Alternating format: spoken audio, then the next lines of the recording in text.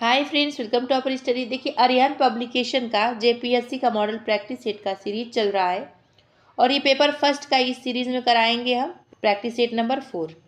इसके पहले 1 से लेकर 3 तक करा चुके हैं, इसी चैनल पर अपलोड है, देख सकते हैं। प्लेलिस्ट में भी लगा हुआ है। पेपर 1 का एक प्लेलिस्ट बना है और पेपर 2 का दूसरा प्लेलिस्ट बना है, अलग अलग दोनों बना है। तो आप और पेपर 2 में देखिए, अभी तक 1 से लेकर 3 तक इसका भी अपलोड किया जा चुका है प्रैक्टिस सेट। नहीं देखें तो जाकर देख सकते हैं, बहुत ही अच्छा प्रश्न इसमें लिया गया है। और आज इसके बाद कराने के बाद हम देखेंगे तो लेके आएंगे मनीष रंजन सर का जो ऑब्जेक्टिव है झारखंड का, उसको लेके आएंगे। तो कई लोग बोले हैं उसको लेके आएंगे, और उड़ान का जाके आज मार्केट में देखेंगे, आया होगा तो पक्का उसको भी लेके आएंगे प्रैक्टिस सेट। चलिए देखते हैं। आप लोग इस चैनल पर पहली बार विजिट करें, सब्सक्राइब जरूर कर लीजिएगा और लाइक भी कर दिया करें, जिससे इसका रेटिंग बढ़ता है ना, तो कई लोग इससे जुड़ते हैं, इससे हमको भी फायदा होता है। चलिए देखते हैं। बुद्ध ने सर्वाधिक उपदेश दिए थे कहाँ पे? तो इसका आंसर श्रावस्ती में सर्वाधिक उपदेश बुद्ध ने दिए थे। और ये प्रश्न आता भी है कई बार। पहला गुप्त शासक जिसके ने सिक्के जारी किए थे, तो पहला गुप्त शासक कौन था जिसने सिक्के जारी किए थे? तो इसका आंसर होगा भी चंद्रगुप्त प्रथम था। और ये देखिए, ये क्या है कि इसमें लूसेंट में ये सब दिया है। नेक्स्ट देखते हैं। 13वीं और 14वीं सदी में भारतीय किसान किसकी खेती नहीं करते थे? तो इसका आंसर होगा डी, मक्का की खेती नहीं करते थे। किसी किसकी करते थे? गेहूं, जौ, चावल की करते थे, मक्का की नहीं करते थे। निम्नलिखित में से कौन सा एक सही सुमेलित है? तो इसका आंसर होगा डी, दिल्ली जो है, इसमें यहाँ पे क्या है? तो अब्दुल रहीम खाने खाना का मकबरा है, ये सही सुमेलित है। अब इसके अलावा भी कौन कौन सा, खुलदाबाद में किसका है? फतेहपुर सीकरी के बारे में पूछा जाता है, इसके बारे में, तो इसके बारे में आप लोग को जानना जरूरी है। तो देखिए, खुलदाबाद में किसका है? तो औरंगजेब का मकबरा है खुलदाबाद में। उसके बाद फतेहपुर सीकरी में क्या है? तो यहाँ पे शेख सलीम चिश्ती का मकबरा है। और शेख जो है सलीम चिश्ती का मकबरा कहाँ है, ये पूछा जाता है, तो फतेहपुर सीकरी में है। फिर आगरा में क्या है? तो यहाँ पे इत्माद-उद-दौला का भी मकबरा है आगरा में। और दिल्ली में तो अभी बताएं अब्दुल रहीम खाने खाना का मकबरा है। तो इसका पूछा गया कि आंसर कौन सा सुमेलित है सही, तो इसका आंसर डी हो जाए। सूची फर्स्ट को सूची सेकंड से सुमेलित कीजिए और सूचियों के नीचे दिए गए कूट की सहायता से सही उत्तर चुनिए। सूची फर्स्ट में स्मारक दिया, सूची सेकंड में निर्माता दिया है। अब देखते हैं कि इसका कैसे है, कौन निर्माण करवाया इस स्मारक का। तो अलाई दरवाजा जो दिल्ली में है, उसका निर्माण करता कौन है? तो अलाउद्दीन खिलजी है। बुलंद दरवाजा जो कि फतेहपुर सीकरी में है, इसका निर्माण करता अकबर है। तो अकबर ने क्या करवाया था? तो बुलंद दरवाजा का निर्माण करवाया था फतेहपुर सीकरी में, पूछा जाता है कई बार। मोती मस्जिद कहाँ पर है? तो आगरा में। शाहजहां ने इसका निर्माण करवाया था। और एक मोती मस्जिद एक और है, वो कहाँ पे? दिल्ली में। तो उसका निर्माण कौन करवाया था? औरंगजेब ने करवाया था। अब कुछ लोग कंफ्यूज जाए कि मोती मस्जिद पूछेगा तो किसका लगाएंगे। तो देखिए, मोती मस्जिद पूछेगा ना, तो आपको स्थान का नाम देगा, आगरा देगा तो शाहजहां ने, या तो ऑप्शन में बस शाहजहां का नाम दे दे, या तो बस औरंगजेब का नाम दे दे। दोनों का नाम नहीं दे सकता है, इसीलिए कंफ्यूज नहीं होना है। तो इसका आंसर क्या होगा? ए हो जाएगा इसका आंसर। अब आते हैं नेक्स्ट क्वेश्चन पर। महात्मा गांधी धरसना नामक गोदाम पर कांग्रेस कार्यकर्ताओं के धावे के समय कहाँ थे? तो इसका आंसर क्या हो जाएगा? ए हो जाएगा, यरवदा जेल में थे। महत्वपूर्ण प्रश्न है ये। अब देख सकते हैं, भारतीय स्वाधीनता आंदोलन का सरकारी इतिहासकार कौन थे? तो इसका आंसर होगा एस.एन. सेन थे। बहुत महत्वपूर्ण ये भी है, कई बार पूछा गया है। निम्नलिखित में से कौन होम रूल आंदोलन से नहीं जुड़ा था? तो इसका आंसर क्या हो जाएगा? ए हो जाएगा, सी.आर. दास जो है होम रूल आंदोलन से नहीं जुड़े थे। S Subramaniam Iyer, B G. तिलक और यानी बाल गंगाधर तिलक और एनी बेसेंट, तीनों लोग जुड़ी थी, बस केवल सी.आर. दास नहीं जुड़े थे। देखिए, भारतीय राष्ट्रीय आंदोलन से संबंधित निम्नलिखित घटनाओं को पढ़िए और नीचे दिए कूट से घटनाओं के सही कालक्रमानुसार का पता कीजिए। इसमें दिया है क्रिप्स मिशन कब आया, कैबिनेट मिशन, प्लान, भारत छोड़ो आंदोलन, वेवेल प्रस्ताव। तो देखते हैं, सबसे पहले आया क्रिप्स मिशन। ये कब आया था? तो ये आया था 1942 में क्रिप्स मिशन, मार्च 1942 में क्रिप्स मिशन आया। उसके बाद सेकेंड नंबर पे इसके बाद आया भारत छोड़ो आंदोलन। ये कब आया? तो ये आया था भारत छोड़ो आंदोलन अगस्त 1942 में। उसके बाद आप लोग देखिए, तीसरे नंबर पे आया विवेल प्रस्ताव। ये कब आया? जून 1945 में। फिर फोर्थ नंबर पे क्या है? कैबिनेट मिशन का प्लान रखा गया, कब? तो मार्च 1946 में। ये डेट याद रखिएगा। तो इसका आंसर क्या होगा? ए हो जाएगा इसका आंसर। कैसे? तो पहले क्रिप्स मिशन आया, उसके बाद तीसरे नंबर पर तीसरा आ जाएगा भारत छोड़ो आंदोलन, उसके बाद आएगा वेवेल प्रस्ताव, उसके बाद कैबिनेट मिशन प्लान, इस ऑप्शन के अनुसार। तो ए हो जाएगा इसका आंसर। अब नेक्स्ट देखते हैं। भारत में प्रथम 3 विश्वविद्यालय जो कि कलकत्ता, मद्रास, बम्बई की स्थापना किस वर्ष में हुई थी? तो 1857 में हुई थी, मतलब 1857 में हुई थी स्थापना इसकी। बात 11 नंबर क्वेश्चन पर। वस्त्रों के लिए कपास की खेती का आरंभ सबसे पहले किया गया था, तो इसका आंसर होगा डी, भारत में किया गया था। अमृतसर स्थित स्वर्ण मंदिर किसने बनवाया था, तो इसका आंसर क्या होगा, ये होगा अर्जुन देव ने बनवाया था, सिख गुरु थे। महत्वपूर्ण प्रश्न है। राजगृह वैशाली और पाटलिपुत्र में निम्न में से कौन सी एक समानता है, तो ये पूछा गया, तो इसका आंसर सी होगा। ये वे स्थान है जहाँ बौद्ध संगति हुई थी, राजगृह वैशाली और पाटलिपुत्र। बौद्ध से जैन से प्रश्न आता है, आप सब लोग को मालूम होगा।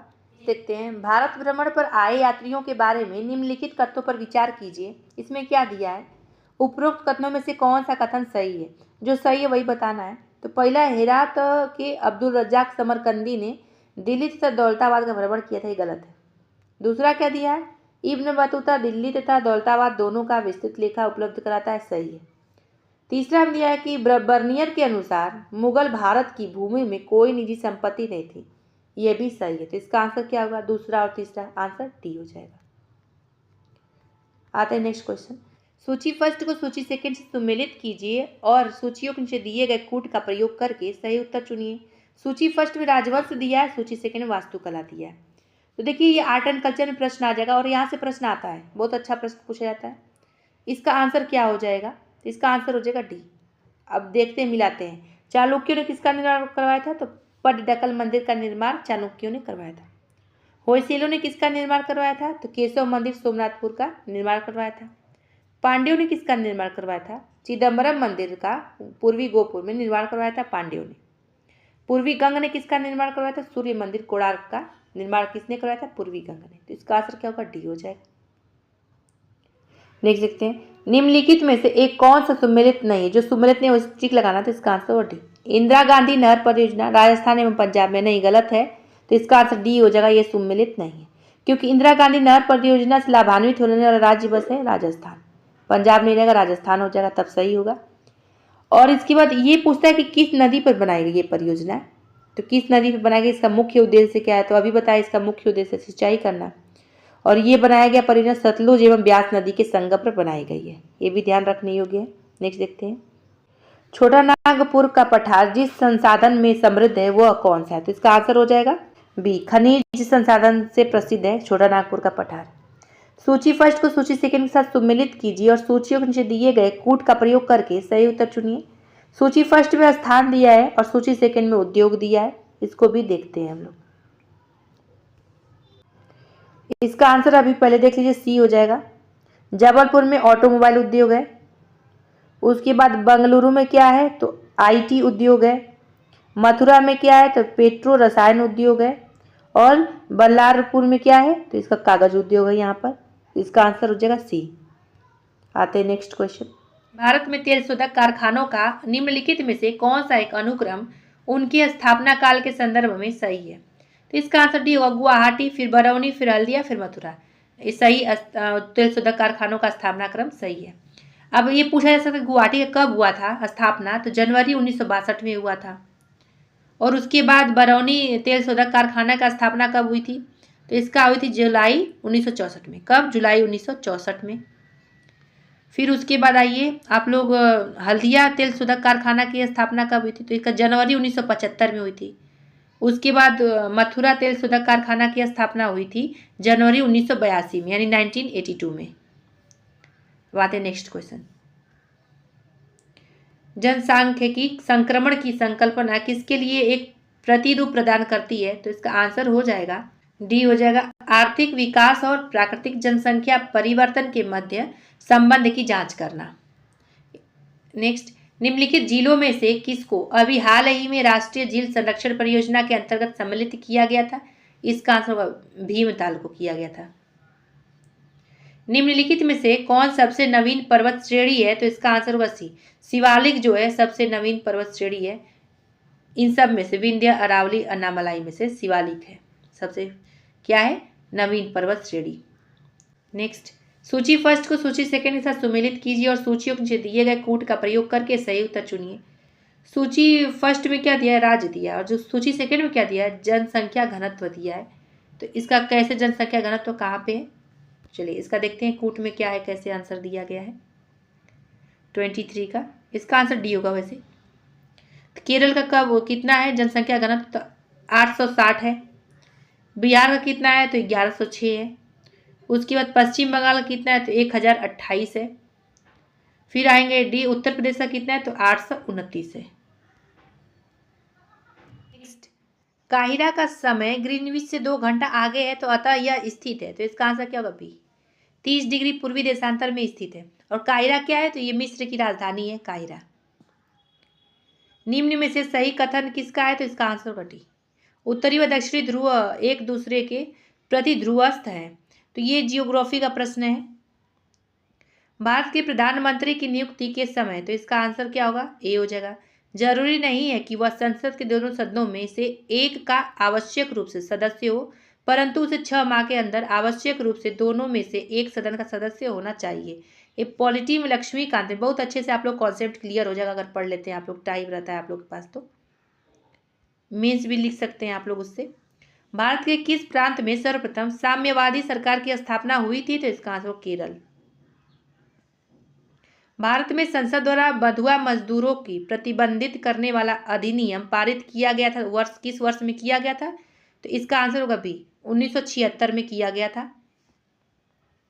नेक्स्ट देखते हैं, निम्नलिखित में से कौन भारतीय संविधान के 73वें संशोधन में सम्मिलित थे? अब देखते हैं, नीचे दिए गए कूट के सही उत्तर चुनना है। तो इसमें देखते हैं क्या क्या है। जिला पंचायत हाँ सम्मिलित था, क्षेत्र पंचायत सम्मिलित है, और ग्राम पंचायत ये भी सम्मिलित है। नगर पंचायत सम्मिलित नहीं, तो ये नहीं होगा इसका आंसर। तो इसका आंसर क्या होगा? बी होगा। 1, 2, 3।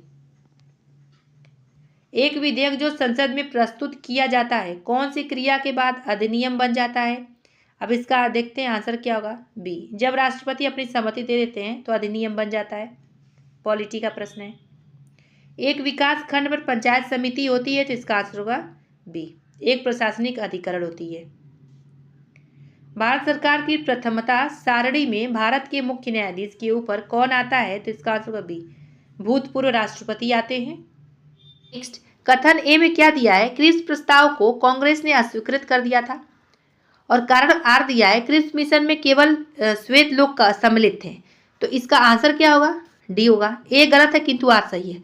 अब ए गलत कैसे है? देखिए, एक कारण तो ये है कि क्रिप्स मिशन में केवल श्वेत लोग सम्मिलित थे, और इसमें अन्य कारण है जो अस्वीकार किया गया था कांग्रेस के द्वारा क्रिप्स मिशन प्रस्ताव को।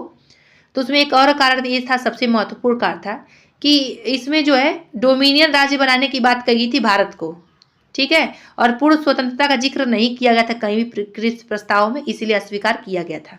तो इसीलिए ए इसका कथन गलत हो जाएगा। इसका आंसर डी हो जाएगा। नेक्स्ट, भारत के संविधान का निम्नलिखित में से कौन सा अनुच्छेद प्रेस की स्वतंत्रता से संबंधित है? सबको मालूम है अनुच्छेद 19 जो है, अनुच्छेद 19 में क्या बताया गया कि प्रेस की स्वतंत्रता की बात कही गई है। नेक्स्ट देखते हैं 35 क्वेश्चन। भारत के संविधान में निम्नलिखित में से क्या कथित है? तो पहला इसमें देखिए क्या दिया गया है, कूट से सही उत्तर चुनना है। पहला दिया है कि राष्ट्रपति संसद के किसी भी सदन का सदस्य नहीं होगा, सही ये बात है। दूसरा क्या दिया है कि संसद राष्ट्रपति और 2 सदनों से मिलकर बनेगा, ये गलत है। पहला किस अनुच्छेद के तहत बताया गया? तो अनुच्छेद 59 के तहत, यानी 59 के तहत बताया गया कि राष्ट्रपति संसद के किसी भी सदन का सदस्य नहीं होगा। दूसरा में क्या है कि अनुच्छेद 79 के तहत बताया गया है, मतलब आर्टिकल 79 के तहत, कि संघ के लिए एक संसद होगी और जो लोकसभा, राज्यसभा और राष्ट्रपति से मिलकर बनेगा। ये दोनों बात इंपॉर्टेंट है, ये ध्यान रखिएगा। तो इसका आंसर क्या होगा? इसका आंसर होगा सी, केवल एक सही है। चीनी उद्योग से संबंधित निम्न कथनों में से कौन सही है? अब इसमें देखते हैं क्या पूछा गया है। तो विश्व में चीनी उत्पादन में भारत का हिस्सा 15% से अधिक है, गलत है। भारत में चीनी उद्योग दूसरा सबसे बड़ा कृषि आधारित उद्योग, सही है। तीसरा क्या दिया है इसमें कि भारत चीनी का सबसे बड़ा उपभोक्ता है, ये भी सही है। चौथा क्या कि भारत चीनी का सबसे बड़ा उत्पादक है, ये गलत है। तो दूसरा और तीसरा सही हो, तो इसमें आंसर क्या दिया है? सी। दूसरा और तीसरा सही है, सी आंसर हो जाएगा। अब नेक्स्ट देखते हैं, वाणिज्यिक बैंकों में गैर निष्पादीय परिसंपत्तियों का अर्थ क्या है? इसका आंसर सी होगा, वसूली नहीं होती है।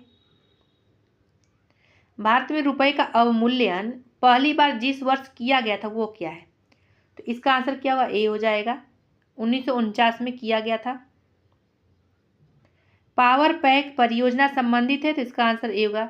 दूरस्थ ग्रामीण इलाकों में सौर ऊर्जा विद्युतीकरण से पावर पैक परियोजना संबंधित है। स्वाधार योजना क्या है? तो इसका आंसर क्या होगा? इसका आंसर सी होगा। कठिन परिस्थितियों में महिलाओं के लिए स्वाधार योजना है। विभाजन के कारण भारत का कौन सा उद्योग बुरी तरह प्रभावित हुआ? तो इसका आंसर क्या होगा? 41 का सी हो जाएगा, जूट तथा रुई उद्योग। अब 42 पे आते हैं। निम्नलिखित में से कौन सा एक प्रगामी कर संरचना को निरूपित करता है? तो इसका आंसर होगा बी। कर दर आय में बढ़ोतरी के साथ साथ बढ़ती जाती है। भारत में 8वीं पंचवर्षीय योजना के संबंध में निम्नलिखित में से कौन सा एक सही नहीं है? जो सही नहीं वही बताना है। तो इसका आंसर होगा डी। इसने अपने समक्ष अस्थायित्व के साथ वृद्धि तथा न्याय के साथ वृद्धि दो प्रधान उद्देश्य रखे। ये सही नहीं है, इसका आंसर होगा डी। देखिए 8वीं पंचवर्षीय योजना के बारे में ज़्यादा नहीं पूछता है। प्रथम, द्वितीय और पंचम जो पंचवर्षीय योजनाएं हैं वहाँ से प्रश्न कई बार आया हुआ एग्जाम में। नेक्स्ट, GD बिरला और JRD टाटा द्वारा तैयार की गई बम्बई योजना, जिसे बॉम्बे प्लान भी कहते हैं, में बदल दिया गया था। तो इसका आंसर क्या होगा? ए। कि अर्थव्यवस्था को भारी उद्योग आदि में निजी क्षेत्र द्वारा गत्यात्मक निवेशों के लिए छोड़ दिया जाना चाहिए। देखिए इसमें इकोनॉमी का प्रश्न इस वाले प्रैक्टिस सेट में, मतलब प्रैक्टिस सेट नंबर 4 में ज़्यादा दिया है। तो इसी तरह हम नेक्स्ट देखते हैं। ट्रिप्स बौद्धिक संपदा अधिकारों के व्यापार से संबंधित पक्ष है। ये करार का संचालन किसके द्वारा होता है? तो इसका आंसर हो जाएगा सी। विश्व व्यापार संगठन यानी WTO, वर्ल्ड ट्रेड ऑर्गेनाइजेशन भी इसको कहते हैं, इसी के द्वारा होता है। नेक्स्ट देखते हैं। प्रकाशिक तंतु ऑप्टिकल फाइबर जिसे कहते हैं, निम्न में से किस सिद्धांत पर कार्य करता है? तो इसका आंसर क्या होगा? 46 का ए, पूर्ण आंतरिक परावर्तन। ये क्या है? ये है साइंस का प्रश्न। टेलीविजन ग्रामी के दूरस्थ नियंत्रण में किस प्रकार की विद्युत चुंबकीय विकिरण प्रयोग में लाई जाती है? इसका आंसर होगा सी। अवरक्त किरण जो होती है, इंफ्रारेड किरणें लाई जाती हैं प्रयोग में। सूर्य के प्रकाश के अदृश्य अंश यानी भाग से प्रकाश संश्लेषण फोटोसिंथेसिस जिसे कहते हैं किया जाता है। तो इसका आंसर हो जाएगा सी। फफू द्वारा यानी फंगी द्वारा किया जाता है इसको। माप की कौन सी इकाई को 0.39 से गुणा करने पर इंच प्राप्त होता है? तो इसका आंसर होगा डी, डेसीमीटर। अब आते हैं 50 नंबर क्वेश्चन। निम्नलिखित यौगिकों में से कौन सा एक शांति कारक औषधि के रूप में प्रयुक्त होता है? इसका आंसर क्या होगा? ये होगा पोटेशियम ब्रोमाइड होता है। आते हैं 51 पे। खाने का नमक यहाँ से प्रश्न आता है, NaCl किससे बनता है? इसका आंसर क्या होगा? बी। मजबूत अम्ल और मजबूत क्षार से बनता है खाने का नमक। मच्छरों के नियंत्रण हेतु प्रयोग होने वाली कीटभक्षी मछली क्या है? तो इसका आंसर होगा गैम्बुसिया है। ये पूछा गया कई बार। किस शारीरिक प्रक्रम में थ्रोम्बिन का संबंध है? तो इसका आंसर होगा बी, रुधिर जमाव में। एनोस्मिया कहते हैं, तो एनोस्मिया क्या किसे कहते हैं? तो इसका आंसर घ्राण संवेदना की कमी को कहते हैं। कपास के कीट रोधी पौधे आनुवांशिक इंजीनियरिंग द्वारा एक जीन को निविष्ट कर निर्मित किए गए हैं, जो लिया गया है। तो इसका आंसर कभी जीवाणु से लिया गया है। हाइब्रिडोमा प्रौद्योगिकी एक नया जीव प्रौद्योगिकी उपागम है। तो इसका आंसर होगा ए, एक क्लोनी प्रतिरक्षियों के वाणिज्यिक उत्पादन के लिए है। एल्बिडो शब्द में क्या अर्थ निहित है? तो इसका आंसर होगा सी। सी में क्या दिया है? 58 पर आते हैं। देखते हैं। सूची फर्स्ट को सूची सेकंड से सुमेलित कीजिए और सूचियों के नीचे दिए गए कूट का प्रयोग करके सही उत्तर चुनिए। तो सूची फर्स्ट में शिप यार्ड का नाम दिया, सूची सेकंड में अवस्थान दिया है, कौन सा कहाँ पे है इसका देखते हैं क्या होगा। तो हिंदुस्तान शिप यार्ड लिमिटेड कहाँ पर है? तो विशाखापट्टनम में है। उसके बाद Garden Reach ship builders and engineer limited कहाँ है? तो कोलकाता में। गोवा शिप यार्ड लिमिटेड कहाँ है? तो गोवा शिप यार्ड लिमिटेड है। और उसके बाद मझगांव डाक लिमिटेड कहाँ पे है? तो इसका आंसर मुंबई। GIS शब्द में जी किस शब्द के लिए प्रयुक्त है? तो इसका आंसर क्या हो जाएगा? बी होगा, जियोग्राफिक के लिए। भारतीय क्षेत्रीय संचालन उपग्रह प्रणाली के विषय में निम्नलिखित कथनों पर विचार कीजिए। तो इसमें क्या दिया गया है? उपरोक्त कथनों में से कौन सा सही है? सही बताना है। तो इसमें देखते हैं IRNSS 5 उपग्रहों का एक पुंज है जिनका प्रक्षेपण SSLV द्वारा किया गया था। नहीं, ये गलत है। दूसरा क्या है कि यह भारतीय क्षेत्र में स्थिति सूचना प्रदान करने के लिए अभिकल्पित स्वतंत्र क्षेत्रीय संचालन उपग्रह प्रणाली। तो ये सही है, तो इसका आंसर होगा बी, केवल दूसरा सही है। अब आते हैं नेक्स्ट क्वेश्चन, देखते हैं झारखंड राज्य का पूर्व से पश्चिम विस्तार कितना है, तो सी हो जाएगा 463 किलोमीटर में है पश्चिम विस्तार, पूर्व से पश्चिम विस्तार। झारखंड भारत के कुल कितने राज्यों को स्पर्श करता है, तो इसका आंसर 5 राज्यों को स्पर्श करता है। ये सब आप लोग को मालूम होगा, इजी प्रश्न है। कर्क रेखा झारखंड में किस मुख्य स्थान से होकर गुजरती है, अब इसका आंसर क्या होगा, तो ये हो जाएगा रांची से होकर गुजरती है, और कई बार पूछा गया है। झारखंड की जलवायु कैसी है, तो इसका आंसर हो जाएगा ये उष्णकटिबंधीय मानसूनी जलवायु है झारखंड की। गौड़ वंश के शासक के कमजोर पड़ने के कारण झारखंड का क्षेत्र किस वंश के शासकों के पास आ गया था, तो इसका आंसर होगा बी, पाल वंश के शासकों के पास आ गया था। झारखंड राज्य का सबसे ऊंचा जलप्रपात कौन सा है, तो इसका आंसर होगा बूढ़ा घाघ जलप्रपात झारखंड राज्य का सबसे ऊंचा जलप्रपात है। संथाली भाषा का पहला नाटक कौन सा था, तो इसका आंसर हो जाएगा ये विदु चांदन पहला नाटक है संथाली भाषा का। मुंडा जनजाति स्वयं को क्या कहते हैं, तो इसका आंसर होगा सी, हेरको कहते हैं स्वयं को, मुंडा जनजाति स्वयं को। प्रकृति से संबंधित जनजाति का सबसे बड़ा पर्व कौन सा है, इसका आंसर सरहुल है।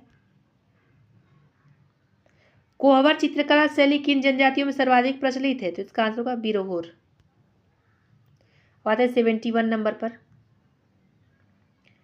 नवंबर 2020 में प्रधानमंत्री नरेंद्र मोदी जी द्वारा किस राज्य में स्टैचू ऑफ पीस का अनावरण किया गया, बहुत ही महत्वपूर्ण प्रश्न, तो राजस्थान में किया गया था। स्टैचू ऑफ यूनिटी के बारे में भी आप लोग जानिएगा, बहुत अच्छा प्रश्न यहाँ से बनता है, जब ये स्थापित किया था कहीं कहीं तो उसके बारे में पूछा जाता है। इंडियन प्रीमियर लीग 2020 के फाइनल मैच में निम्नलिखित में से कौन सी टीम विजेता रही है, तो इसका आंसर डी, मुंबई इंडियंस रही है। भू-स्थैतिक सहयोग के लिए बुनियादी आदान प्रदान सहयोग समझौता पर अक्टूबर 2020 पर निम्न में से किन देशों के बीच हस्ताक्षर किए गए, तो इसका आंसर क्या होगा, बी हो जाएगा, भारत और संयुक्त राज्य अमेरिका। दिसंबर 2020 में निम्नलिखित में से किस खिलाड़ी ने फीफा बेस्ट अवार्ड्स में प्लेयर ऑफ द ईयर यानी पुरुष वर्ग में का खिताब जीता है, तो इसका आंसर होगा बी, रॉबर्ट लेवेंडोस्की। कौन, रॉबर्ट लेवेंडोस्की। और ये सब ओल्ड प्रश्न है करेंट का, लेकिन एक लोग बोले थे कि मैम करा दीजिए क्योंकि 18 का भी क्वेश्चन पूछता है करेंट का, तो चलिए करा देते हैं इसको। जनवरी 2021 में भारत 2 वर्ष के लिए सुरक्षा परिषद का अस्थायी सदस्य बना। भारत को अब तक कितनी बार सुरक्षा परिषद के अस्थायी सदस्य के रूप में चुना जा चुका है, बहुत महत्वपूर्ण है, तो 8 बार चुना जा चुका है, पूछा जा सकता है वर्तमान में भी ये। केंद्रीय गृह मंत्री अमित शाह द्वारा जनवरी 2021 में घोषित आयुष्मान CAPF योजना में निम्न में से किस पुलिस या अर्धसैनिक बल के जवान शामिल नहीं है, तो इसका आंसर क्या होगा, 76 का ए, दिल्ली पुलिस। अगस्त 2020 में घोषित राष्ट्रीय खेल एवं एडवेंचर पुरस्कारों में विजेताओं को प्रदान की जाने वाली धनराशि के संबंध में निम्न में से कौन सा युग्म सम्मिलित नहीं है, तो इसका आंसर क्या होगा, डी हो जाएगा। द्रोणाचार्य पुरस्कार 20 लाख रुपए, ये नहीं है सम्मिलित, बाकी सारा सम्मिलित है। अब ये राशि नहीं पूछता है। अक्टूबर 2020 में केंद्रीय सड़क परिवहन राजमार्ग और सूक्ष्म लघु एवं मध्यम उद्योग मंत्री नितिन गडकरी ने किस राज्य में देश के पहले मल्टी मॉडल लॉजिस्टिक पार्क की आधारशिला रखी है, इसका आंसर हो जाएगा डी, असम में। भारत सरकार द्वारा घोषित नई शिक्षा नीति 2020 के संबंध में कौन सा कथन सत्य है, इसमें देखते कथन क्या है दिया है, तो इसने बुनियादी साक्षरता और संख्यात्मक ज्ञान पर एक राष्ट्रीय मिशन की स्थापना किए जाने पर विशेष जोर दिया, सही है। दूसरा दिया कि नई शिक्षा नीति में योगात्मक आकलन के बजाय नियमित और रचनात्मक आकलन को अपनाने की परिकल्पना की गई, ये भी सही है, तो इसका आंसर क्या होगा, सी, 1 और 2 दोनों सही है। अब 80 का देखते हैं, भारत की किस IT कंपनी ने नवंबर 2020 में भारत को डिजिटल टैलेंट नेशन बनाते हुए future skill prime beta platform launch किया, इसका आंसर क्या होगा, डी होगा, नेस्कॉम ने किया था।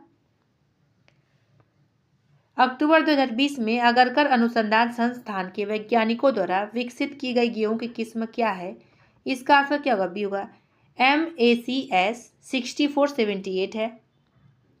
अब नेक्स्ट देखते हैं, राष्ट्रीय जनजातीय अनुसंधान सम्मेलन 2020 का आयोजन निम्नलिखित में से किस शहर में किया गया? तो इसका आंसर होगा नई दिल्ली में किया गया था।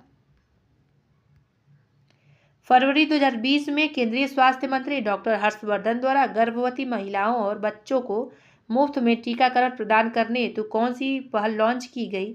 इसका आंसर होगा गहन मिशन इंद्रधनुष लॉन्च की गई। भारत सरकार द्वारा घोषित की गई नई शिक्षा नीति 2020 के अंतर्गत शिक्षा पर सकल घरेलू उत्पाद यानी GDP का कितना व्यय करने का लक्ष्य रखा गया है? इसका आंसर होगा डी 6%। ये वर्ष 2020 में निम्नलिखित में से किसे आर्द्र भूमि को रामसर स्थल में शामिल किया गया है?